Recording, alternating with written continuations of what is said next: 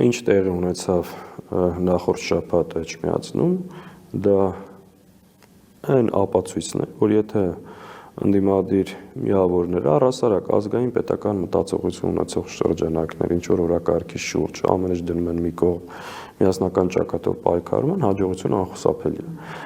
Ես խորհրդակցությունները քաղաքական ուժերի հետ հենց սրա մասին է, որ եթե կան կետեր, որտեղ ունենք ամբողջությամբ համաձայնություն ու կան այդ կետերը, պետք է դրանք զարգացնել, մշակել մեխանիզմներ եւ միասնական ճակատով պայքարել եւ իշխանությունը այդ օրը ինչի ձախողեց, որտեղ անակնկալի եկավ, որտեղ շատ արագ, օպերատիվ ընդդիմադիր միավորները կազմակերպեցին մեր քաղաքացիներին ու ի պատիվ մեր քաղաքացիների, ովքեր շատ ակտիվ մասնակցություն ունեցան, կանխեցին։ Ես վստահ եմ, եթե այդ օրը այդ քանակությամբ կազմակերպված մարդ չլիներ Էջմիածնում, իրենք անելու էին ամենամեծ այլանդակությունները, որ դարերով ամաչելու էին այդ օրվա համար ու անդառնալի, այսինքն լեկտիության, սրբապղծության բանը հասնելու էր իր գագաթնակետին, բայց ինչ տեղ ունեցավ, լիարժեք համապատասխան հակազդեցություն, դիմադրություն